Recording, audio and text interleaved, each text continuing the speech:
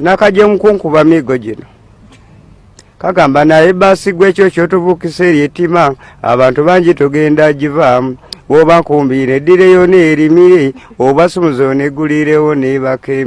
Kakati omwaka 2017 gwe mwaka ogwaleta Pulezidenti Robert Kyagulanyi Ssentamu Mitembo ampuliriza mu bwebufuzi bwa Uganda ku ssuula empya.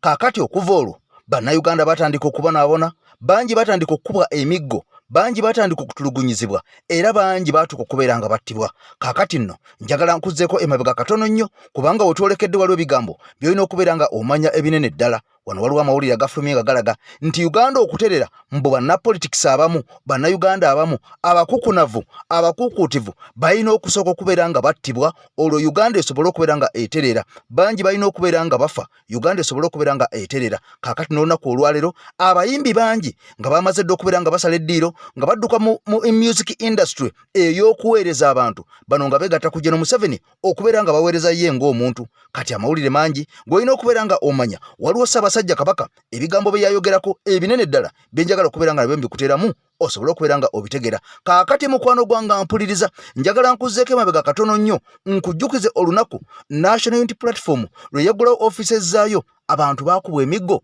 nga balinga bakuba ebyokuttale nga balinga bakuba ebyoku nsiko. Kaakati bwe mmala okujjukiza ebigambo ebyo era obirabeko nkubuulire akakunizo akalala nga bwinaalaga nti Mwami Museveni si munnayuganda era ng'abantu balumiriza nti obuvo bwe n'obuddo bwe obuzaaliranwa mbuwe Rwanda. Kati byonna ogenda biraba, ogenda bifuna era ogenda bitegeera. Katusimbule botti ng'otegedde ne Charles Peter Mayiga ebigambo si birungi. Nze Eke Master nkusaba soka video jimpere ekigalo okimanye tutambula n'omulongo wase omuluutansozi omukumi w'ekyoto omugabi w'ekyogo omugabi w'emikisa. Kaakati ennamba gy'olaba esembya 910 ya mulongo wase omuluutansozi. Kansoke nkuzzeeko emabega katono nnyo ku bigambo bino obiwulire era ng'ebigambo bino bya musajja kati omugenzi era amanyiddwa nga Sweet Pepsi eyakubwa emiggo.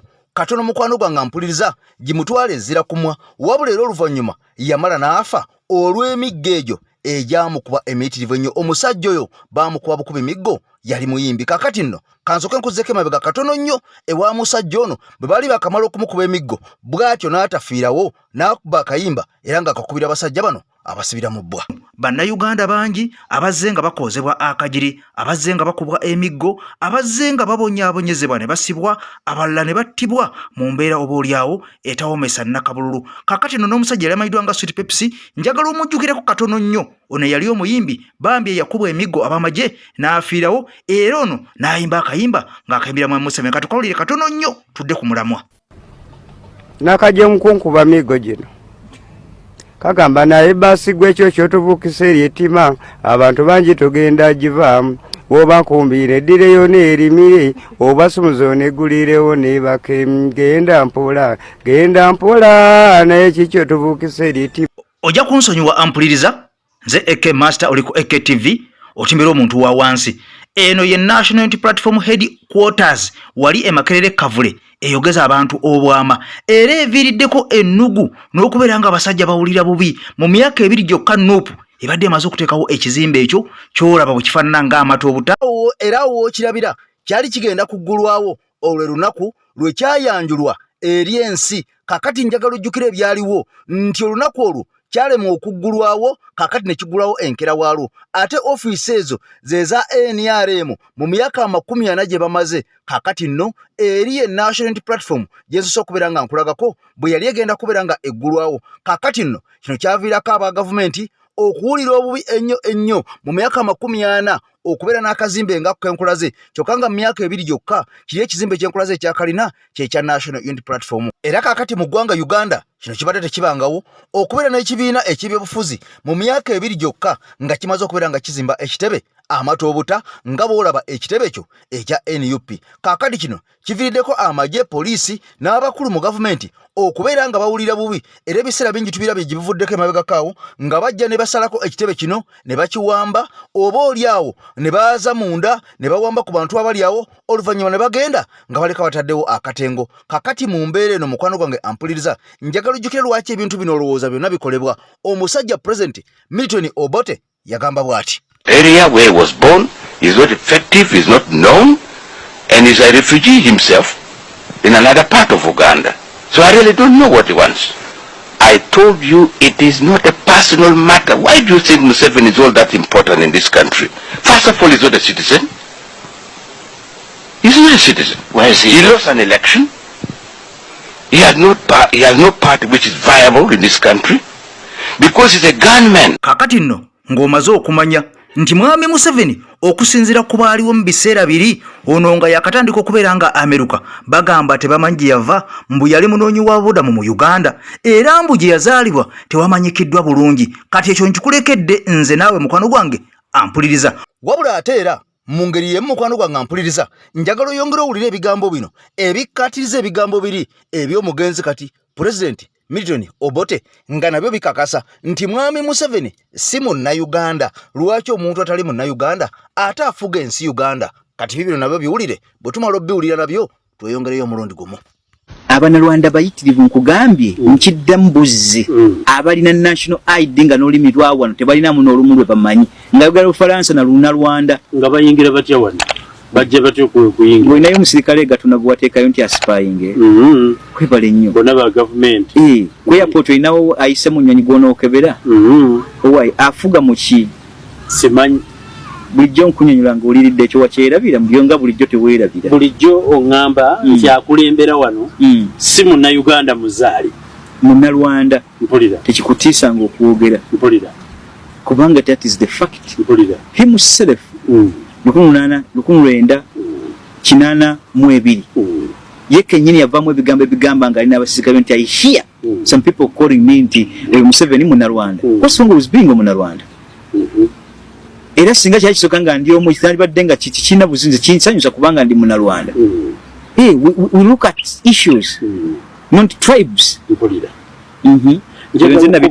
Akati no mu mbeera eno Bannayuganda nga battibwa, Bannayuganda nga basibwa, Bannayuganda nga bawambibwa, Bannayuganda nga babuzibwawo ng'omaze okumanya obuvo n'obuddo obwa mwami Museveni okusinziira ku pulezidenti eyaliko mu biseera ebyo mwami Milton Obote ng'agamba nti ono yeebuuza Museveni si y'ensonga si muntu ali important nnyo mu Uganda kubanga si citizen ekisooka tamanyiddwa gye yava musajja munoonyi wa budamu kakati weebuuze olowooza lwaki Bannayuganda n'okutuusa kati bachattibwa ensimbi y'omusolo bagamba nti ebbibwa corruption alinga corruption enguudo ziremeddwa okuzimbibwa amalwaliro temuliimu ddagala amasomero gwennyini gakutte mu mbinabina nga n'abasomesa omusala gwabwe gwa buwujjo abasawo omusala gwabwe gwa buwujjo sooka obale embeera eno omanye nti pulezidenti waffe Robert Kyagulanyi Ssentamu kyayolekedde kinene nnyo era mu mbeera eno ffe nga ffe abamu twenyiga emitima kati mu kwenyiga emitima olw'okujjukira bannaffe abo abaawambibwa be tukyabanjana kakati kasooka tuwummulemu katono nnyo tukomewo ate Museveni okulwa mu Ntebbe one drop this is unfiltered one drop gamba Kifule Sabula kuva mu independence tuli mu ntalo tekikanye ne Uganda okulala ntalo tuli gavumenti ejana ntalo era bagala okugenda zibeere bakikola batya bali aba Tanzania abakyusa nga tewali kulwana ntalo lwaki temukitandika abasebo bagamba kye kyabalwanyisa entalo lwaki temulabira ku Mandela yavuga kimu n'atabendera Museveni Uganda buli ayogerako bamufuula molali ze malu akatambe Sabula Kifule Sabula ona adokulonda kubeere kwa ekigambo Bobi Wine kiraba edduka ekigambo Kyagulanyi kiraba edduka abantu ab'enjawulo era nga bano bayivu bakenkufu bamwogeddeko ebigambo by'enjawulo bano abaamulabirawo nga yakayingira ebyobufuzi oba ebyobukulembeze eby'ensi Uganda. Ampuliriza ono waliwo omusajja avuddeyo n'agamba nti ye ne Mandela enjawulo zero nti Bobi Wine Robert Kyagulanyi Ssentamu pulezidenti waffe ne Mandela enjawulo zero era Uganda ejja kulwawo nnyo okufuna omuntu omulala alinga ono bwe tutakozesa mukisa kati gwe tulina ono ne tumutuuza mu ntebe y'ensi yaffe eya Uganda. Mwami Museveni amaze emyaka 37 era ng'ekyamuleeta kununula Uganda kugijja mu mikono gyabo abaali abasibira mu bbwa. Naye ekyebuuzibwa ddala Uganda yaginunula era bw'aba yaginunula ye yagissa mu mikono gyani nga Mandela bwe yanunula South Africa n'akomawo n'afuga ekisanja kimu n'alekulira n'agamba nti kyandeeta kununula South Africa kakati sina kufuga bisanja bisukka mu kimu omukulembeze ajje. Mwami Museveni kiki kyalagawo? Katuulire ebigambo bino. Robert Kyagulanyi nga yakawangula akalulu gaali matikkira mu Lubiri. Ngendo mutunuulira ng'atudde ng'asoma akatabo akolongo w'okutu freedom. Nali n'oweewange ne mugamba nno omwana ajja kuba wa bulabe nnyo kuba ayagala okumanya. Ne mugamba akatabo ako teri muntu akasoma ng'alina ensonga akasoma n'asigala nga mwangu. Bino byonna ebizibu by'ogenda olaba betrayal bino bikina bikibe byonna Mandela yabiyitamu. Bano nga bagamba feka tuteese kino batuwadde kino tukole bwe tuti. Mandela ng'agamba nedda. Era okumanya yalemerako kye kintu kye njagala okuwa Kyagulanyi ne kibiina kye nti Barack Obama mu kuziika yagamba ebigambo bino. Ye mukulembeze wa Afrika yasooka okuziikibwa wa pulezidenti wa Amerika bana Nelson Mandela ng'ate batambulidde mu nnyonyi bana abaali bakyali abalamu naye ng'ali mu ntebe ye Barack Obama. Barack Obama yagamba ensi eyinza obutaddayo okulaba muntu afaanana ono gwe tugenda okuziika. Ebigambo bya Barack Obama mugere mu binoonye mu kwogera kwe nga baziika Mandela yaga ensi eyinza obutaddayo okulaba muntu afaanana ono. Kati ku Kyagulanyi nti Mandela era ensi eyinza obutaddayo kumulaba ku lw'ekyo kye yateekawo n'ava mu kkomera n'afuga ekisanja eki n'agamba omulala jangu n'agamba ekyantwala mu bino byonna kwali kununula baddugavu. Kati ate ensonga kijempa was to liberate Africans nti balina okulemera ku kintu ekyo nga bw'otunuulira nti kasooka gavumenti ya NRM ejja mu buyinza twakafuna omuntu omu yekka alekulira mu kabineti yekka naye bwe mba mumulowoozaako muleme kumubuusa amaaso Dr. Kawanga Ssemwogerere ye yalekulira yekka omugenzi kati yakafa yataani omulala n'agamba n'atuuza press conference naganze bino sibitegeera. Kakati nno Pulezidenti Kyagulanyi Ssentamu Mitembo ng'abantu bano amaze okubafuukira kye baawalula, amaze okubafuukira kye bayita akayinja mu ngatto. Kakati Mwami Museveni tekyammalidde kubanga aguze buli muntu yenna n'agula ab'ekibiina ekya Nuupu n'agula abayimbi bonna n'agula babulogazi. Kakati agenza okulaba ng'ekintu kigaanye okubeera nga kikwatayo kwe kusalawo n'atandika okubeera ng'ebitiibwa ebyandiweereddwa abantu abaasoma, abantu abagezi, abantu abayivu. Kakati abiwa buli gwasanze gwalaba nti ono ayina erinnya asobola okutiisa Pulezidenti Kyagulanyi Ssentamu Mitembo, asobola okuba ku following akatono. Kakati ono asazeewo ebitiibwa byonna ebya presidential advisor abiwe bantu nga bano. Kyokka njagala ojjukire mu kusooka abantu nga ba presidential advisor babeeranga ba professors, babeeranga b'amagye abawumudde abakulu, babeeranga basajja bayivu abaasoma ebitabo, era ng'abantu abo ensi ebasaamu ekitiibwa era ng'ebakkiririzaamu. Kakati ono yasazeewo okubeera ng'akwata n'ebivu n'ebiyenje n'emmese byonna abeere ng'abiwa ba presidential advisor, oba oli yasoma oba teyasoma, oba ategeera oba tategeera. Kasita alaba nti alinayo ka following amuwa buwi nti kwata ogenda olwanyisa Pulezidenti Kyagulanyi Ssentamu Mitembo bwe buti bwe gwabadde, n'ayita abayimbi bonna abatayagala nsi yaabwe wali mu State House Entebbe n'abawa omusimbi nga babawerako n'ebitiibwa. Bigambo bitono nnyo muno mwabaddemu ne Kenzo okumuwa obwa advisor, wabula abagezi abakenkufu abayivu kino bakikubye mu ttooki ne bagamba bwe bati ne lwalwana ne Kenzo olutalo lwalwana zezimu. Omanyi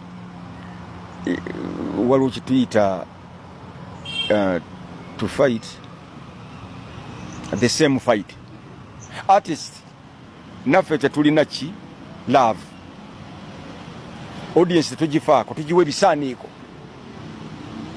Omuntu bw'oba omwagala oyinza omuwa ebisaaniiko, oyinza omuwa oluyimba oluwemula ng'omwagala omwana wo omwagala owemulamu wemule kakati olaba abaartist abo ebizibu byabwe nti audience tebagisaamu kitiibwa tebagibalaamu magezi because they don't have love for them babaagalako sente they want power of money bonsasula emiliyoni zange 5 balamu ozimpadde nti katugende tuyimbe tukikube nga bagenda bakikuba bayimbye ennyimba eziwemula audience tebagibalaamu magezi kati bye bimu ku bizibu by'aba artist olutalo olwo Museveni lwatunuulidde oba atunuulidde lulwe balyoke beegatte ne bakusaasira oba tuvuddemu oba nedda nze nkugambye olutalo bwe luba lwe lumu tannatuvaamu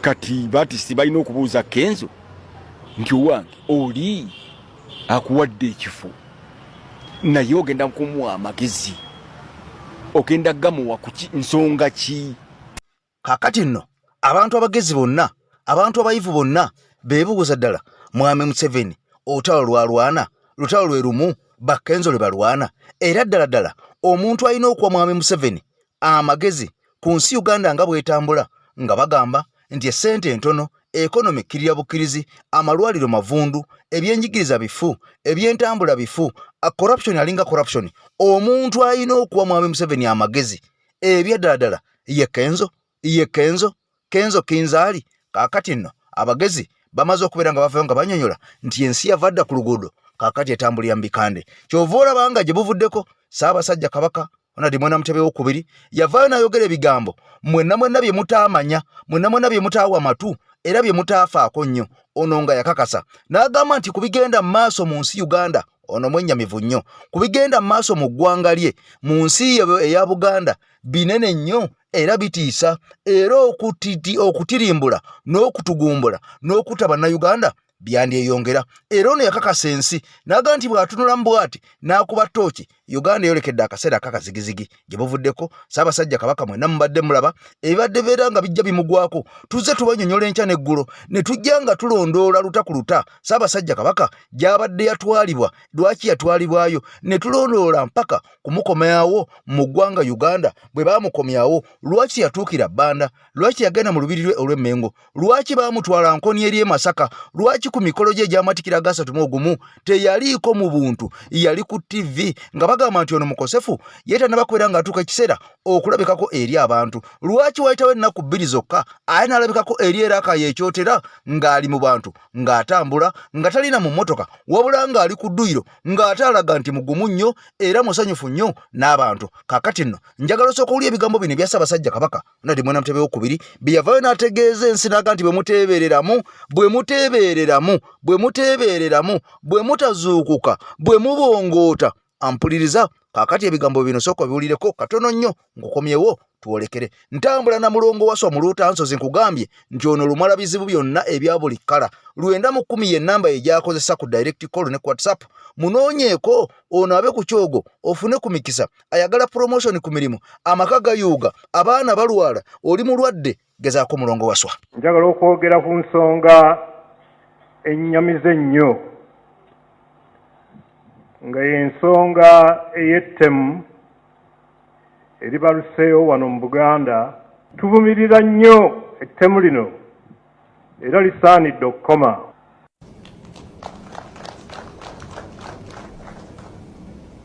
naye era sirema kubagamba oba okubategeeza nti tugenda mu kiseera ekizibu ennyo era wano we ŋŋambira nti tuddamu okukaatiriza ensonga y'okunoonyereza ku kittabantu ekyaliwo mu Novemba nga 18 ne 19 ensonga eyo yali nkulu nnyo. Nze ndi musomi wa Bayibuli era buli nkya nsaba Katonda atukulembere atukwatireko atulage ekkubo kubanga ntandise okulaba ekiseera ekijja okuba nga kikalubo. Bannayuganda ddala bangi abaafiirwa abantu baabwe era bangi bakyali mu maziga. Kati ngoma z'okuwulira n'okwetegereza ebigambo bya Ssaabasajja Kabaka ampuliriza waliwo olukwe nakugamba nti abasajja bano baagala okubaako ekintu kye bapanga ekigenda okunafuyiza ddala enkyukakyuka ne pulezidenti waffe Kyagulanyi Ssentamu Mitembo. Wabula eky'omukisa omulungi bannayuganda bonna batunula bukofu, batemya bukofu, obukoko busumagira. Kaakati mu mbeera eno abasajja n'abakazi beesomye. Abasajja bano aba FDC baavuddeyo baasooka ne bayuzaayuza ekibiina kyabwe ekyaliwo ne bakolamu ekiwayi eky'ekkatonga. Kaakati bano oluvannyuma lw'okulaba nga ekiwayi kya Katonga kifunye abagoberezi bangi nnyo, ate abantu bano baakyusa ne basawo ne baga nti kaakati ne FDC yo Katonga tugijjeewo kati nga bano ekigendererwa kyabwe baagala bakola ekibiina ekipya. Ampuliriza ekineesimbawo mu kuvuganya okwa 2026 nakugamba nti Mwami Museveni alina kyapanga n'abasajja bano ng'agenda kukolera Lukwago ekibiina abeerenga ye pulezidenti, ng'agenda kukolera omusajja Mathias Mpuuga abeerenga ye pulezidenti, ebibiina bimerukewo. Kaakati bano bajje nga bakakejjula obululu bwa bannayuganda oba oli obwandigeze Mwami Kyagulanyi bonna bano babugabane. Kati Mwami Museveni afundikire ng'afuna kiwedde, kubanga buno bululu abantu bagenda kubeera nga babugabanyamu. Kyannaku nnyo abantu abeeyita bali ku opposition tebasobola kukwatagana na kussa kimu kukola kibiina, wabula kye baliko kiri kimu kweyuzaayuza kuyisaawo Mwami Museveni ebigendererwa bye okubeera nga bamukuumira mu ntebe. Kye twazuula oluvannyuma lw'emyaka n'emyaka abantu bano nga batuwuddiisa gye buvuddeko Luyaasi Lukwago, Dr. Kanukiza Besigye bajjanga ne ku NUP ne baga nti tugenda kukola ekisinde nga tuli ne NUP tutambulirenga wamu kubanga ffe kye twagala okwegatta ge maanyi. Wabula bano tebaavaayo kakasansi nti baagala beegatte ku National Platform, wabula baagala babeere n'ekisinde kyabwe naye mbu ng'ekisinde kyabwe kikkiriza mbi ebintu bye bimu ne Mwami Kyagulanyi ne National Platform bye tukkiririzamu. Ffe nga kye twagala abantu bano baveeyo direct bajje batwegatteko bakakasensi nti nabo baagala enkyukakyuka, wabula gye bukakati bigenza okuvaayo bano nga bagamba mbu FDC bagisaanyizzaawo eyaabwe bagenda kukola kibiina kipya bakiwandiise era ng'ekibiina kino kyakuvuganya 2026 kyokka nga n'omusajja oli Mathias Mpuuga bye bintu bibimu byayolekedde baagala bamukolera ekibiina naye era bagenda kimukolera naye ajja avuganye. Kaakati nno olwo obululu babuyuzeeyuze basobole okubeera nga bamala Mwami Kyagulanyi amaanyi, wabula bannayuganda balabufunyera ensonga eno bagibuuka dda. Njagala oli ebigambo bino ampuliriza oyinza okulooza ntweyogeza ebigambo bino bya nnaku nnyo bitiisa. Kyewuunyisa ensi yaffe okubeera nga abantu bwe twalabanga ng'abayivu nti basobola okubeera nga bategeera kyokka ng'ate batuvuga batuze emabega baagaana okubeera nga bakwatagana. Tutwale ensi yaffe mu maaso oba oliawo tutuuka ku kigendererwa eky'okutunula Uganda, tufune Uganda empya ekulukuta amata nombisi gwenjuki. Bigambo bwe bino biwulire tweyongereyo waleero era nkyakiyimirirako. Naye mbagamba olunaku lw'oliraba FDC gye ndowooza nti eyina abasajja emmekete ffe be tubadde tulowooza nti bali mu opposition bakolera batadde Mwami Museveni ku nninga bwe banaakeera olunaku lumu ne bakola ekibiina ky'ebyobufuzi mu kaseera kano akazibu koolaba eggwanga lye kalimu ne bakkirizibwa okukirigyestalinga bwe nja okutegeera nti waliwo ebintu ebitali bituufu bannaffe abamu badde batulimba tebabadde ba opposition baba bamenye etteeka. Nakuwa ensonga zino wammanga kansooke kwesooka sokoddemu statement yo nemye okugitegeera njagala kukiddamu ku channel eno gye bayita Focus 360 the final channel Kabuna Mawanga olunaku FDC Katonga bwenakeera ku macha neekola political party ngeri fully registered nga teyinaamu buzibu ngeri active mu kaseera kana akazibu koolaba ke tulimu ng'abakulembeze baawe be tubadde tulowooza nti Mwami Museveni bamuteeka ku nninga ebintu ebitambula mu ggwanga bibadde boogera bimutiisa kijja kumpa endowooza nti abantu abo abamu babadde tebakola babadde si opposition babadde bakola bali wamu ne Mwami Museveni kubanga okuligesalinga political party mu Uganda naddala ng'oyina amaanyi ku level gye ndaba abamu abali mu kibiina ekyo gye bayina saawa zino kiba kizibu nnyo nga ssaawa zino ekibiina kya Nuupu ekiriwo kyokka eky'amaanyi kitadde mwami Museveni ku nninga nga ne process gye baayitamu okuligisalinga ekibiina kya Nuupu mugijjukira bulungi nakuwa examples nenkugamba n'okugamba abasajja abamu n'abakyala abali mu Electoral Commission baagobebwa paka leero tobawuliza kyongera okulaga how a serious political party kakati nno abakulembeze baffe betulina era betuzzenga nga tugoberera nga tugamba nti road mayor kakati essaawa zino abantu bano kyannaku nnyo kikuba enjukwe nga bwe wabalabye bonna beekuŋŋaanyiza ne baga nti kakati FDC ye Katonga evuddewo tugenda kukola kibiina kye kipya tulwanyise mwami Museveni naye nga tebasobola kuvaayo gama nti twegatte ku national unity platform tulwanyise mwami Museveni munono mulimu abantu nga Bassemujju Nganda Bamubaraka Munyagwa Dr. Kanokiza Besigye Balukwago n'abantu abalala bangi nnyo bewandirowoozezza nti oba oliawo be bantu abalinamu ku magezi abalina omuzinzi abasobola okubeera nga bagaliza ensi yaffe wabula kyannaku nnyo tugenza okuba toki n'okubeetolola bano bonna nga bakozi ba mwami Museveni era ng'ekigendererwa kyabwe ekiruubirirwa kyabwe kyakusibira mwami Museveni mu buyinza bo basigala okubeera nga bakusa ssente zaabwe n'okubeera nga bafa ku famire zaabwe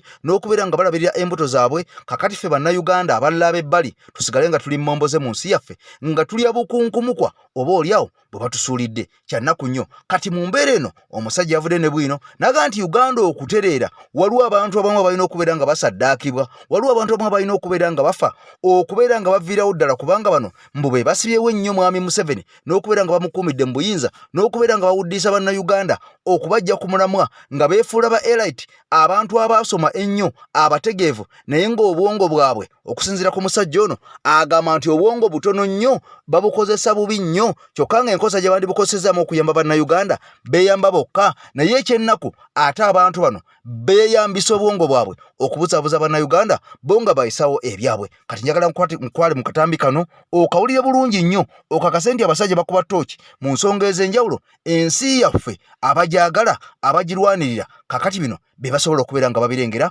era nga babiraba kankuteremu akatambi kano katono nnyo tukomewo tulabeke nga tufundikira na vidiyo yaffe ate mukwano gwaggwe ampuliriza at one time when agamba mumanyi nti Uganda okutera waliwo bannabyabufuzi balina okufa nsera kwevayo namambira ate bano bamugamba political activist bafaga wallahi mba mulina okufa nze nsere kunkubuulira ne bannammwe oyo data politics gomuzanya nga mubesinga kusereza fezo muwo musolo wallahi mba mulina okufa demayiga type mba mulina okufa omutaka wa Buganda alemye okuterekebwa kubanga gwe ttaka waliguza Jero Kayanja muzanya tepo wa politics nga public eri mukusafalinga eri abaana batakyale kyamisana abaana bakonze be malwatu liddagala ensedda mabega myaka ana kubanga bali tuli ba settlers we are dealing with the settlers not politicians so whoever participate in helping those settlers to settle in our country so that we the indigenous we suffer in our country you have to die by all means because we are tired with such full politicians.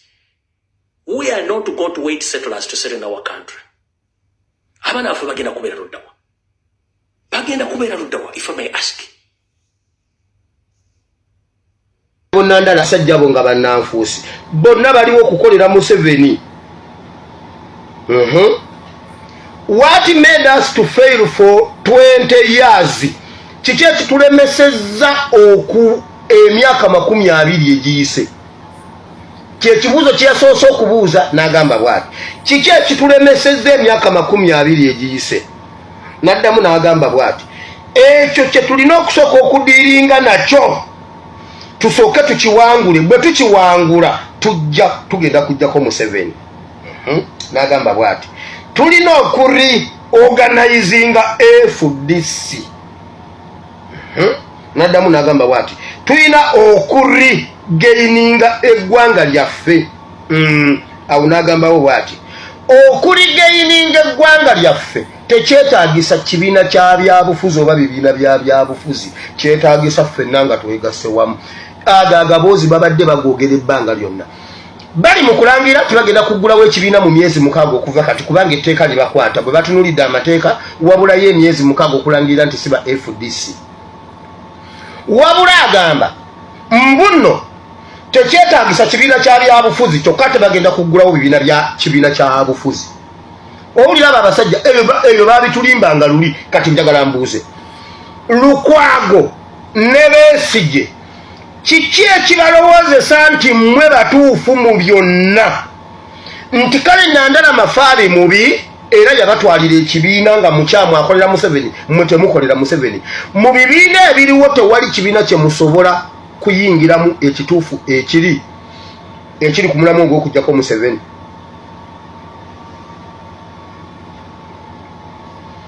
Era bagambye bwe bati bwe banaamala okuggulawo ekibiina olwo bayite bannayuganda bonna babeegatteko. Lwaki beegatta ku mmwe? Lwaki mmwe temwegatta ku baliwo? Senga Besigye ne Lukwago senga muba mutambula nga mugenda Masaka oba omuntu wenna senga oba ogenda Masaka ng'oli mu mmotoka yo naye ng'ewaka mu kikomera kyo waleseeyo emmotoka 3 endala n'ogwa ku accidenti ng'oli mu Lwera ky'ogamba gwe emmotoka eri neggwawo n'osigalamu akalamu nga balina okukuddusa enkozi osooka kutumya mmotoka ya mu kikomera kyo yeerina okukutwala enkozi. Ofunye accident emmotoka ezikutwala gy'olaga oba ezikutwala okufuna obujjanjabi weeziri osooka n'ozigaana olw'okuba duleeva gwe tomumanyi si duleevawo oba olw'okuba n'emmotoka siiyo. Kiki ekibalowoozesa nti mmwe mubeera abatuufu abalala bonna bakyamu era mmwe mulina kukola kibiina bwe mumala okukirangirira muyite abalala babeegatteko. Byonna ensonga ze batuwa zonna teziyamba ggwanga ziyamba bo bantu. Reorganizing FDC abo abasajja baagala kusigala nga bali releva nga boogerwako nga beefuula abamakulu mu politics wa Uganda. Baagala kusigala nga balina bargaining power. Balina kusigala nga babeera mu mawulire ekyo kyekibaluma. Baagala kusigala nga beebeetise politics wa Uganda. Nabagambye basajja mmwe omulembe gwammwe gwali gwa Yokaana gwe mugaana okukkiriza nti mwali ba Yokaana ababatiza. Era Yokaana omubatiza bw'amala okubatiza Yesu n'amala omubatiza bw'ati bwe paba Yokaana taddayo kuwulikika. Ebigambo bino bituuka eri omuntu yenna ng'ebizibu byakukwatira mu manvu ng'ogezezzaako buli wamu okubyetakkuluzaako wabula n'okootakoota mu gaabwanda. Omulongo wa Swanga mu Luutansozi akusabye okkalire kubanga Zebulembe okukunaazaako amaziga ng'oyota ku byoto bye kafuumuula bibamba. Gwe wenna ng'ogobye ku mpapula ezifuluma eggwanga nga byagaana. Koba ebweru wa Uganda ng'obutuuze bugaanye. Amaka gakulemye, emirimu gitabuse bizinensi ekunyiye. Omulongo wa Swai mutuufu okukuwonya embeera yambula butuulo ng'agenda kukumira ku byoto. Kuba ku ssimu nooti 752228 nooti 910 awo mube butoola n'omuluutansozi olwo yalambulula ebikutte entimba n'emigadde wanaakuwunzikira nga weeyagala ng'ebiiri gye ebitannaba kugwa kyankooto. Kakati nno omulongo waswa omuluutansozi embeera ng'ekalubiridde embeera nkugamba nti ye yekka ajja okuyambako okujja mu bizibu bya buli kkala osobola okubeera ng'ogenda mu nsi ensuubize. Kati mukwano gwange abasajja nga bakyagenda mu maaso n'okusala entotto okulaba nga batubuzaabuza n'okutuzannya kanneemu okubeera nga mu kifo ky'okuyamba ensi yaffe n'okuginunula ate abasajja bakola byabwe. Ampuliza ba FDC bano basazeewo dde okubeera ng'ekibiina bakisaanyaawo bakole ekipya mu kifo ky'okubeera nga baga nti twegatte ku Mwami Kyagulanyi ne National Unity Platform tusobole okubeera nga tutuukiza ebigendererwa bya bannayuganda. Kati abantu bano kye bakola ate kubeera nga basaanyaawo busaanya n'okwongera okwabuluza mu bawagizi abandyegasse wamu ne basobola okununula ensi yaffe. Kyannaku nnyo nti abasajja bano bamaze ebbanga nga bajja batubuzaabuza n'okutuwuddiisa wabula ate era mukyalimu bannayuganda abamu abakyawuddiisibwa n'okubuzaabuzibwa kyokka nga bambi abamu oyinza okubanenya ekitono kubanga embeera mbi nnyo. Bano baweebwa ku busente obutonotono okubeera nga bemobilizinga basobole okubeera nga batuukiriza ate ebigendererwa eby'abasajja bali abalala abatayagaliza nsi yaabwe bo abafa ku lwabwe n'okukolera Mwami Museveni olw'okubanga bano batuukiza bigendererwa byabwe kubeera nga bakusa mbuto zaabwe na kusanyusa famire zaabwe. Kakati nno tugenda kukwatagana mu Afrika waffe agenda okubeera nga addako. Waliwo olukwesinziggu olumaze okubeera nga lupangibwa okusuula National Unity Platform ne President waffe Kyagulanyi Ssentamu Mitembo bya nnaku nnyo naye tulina okubeera nga tubitegeera kubanga ge mawulire.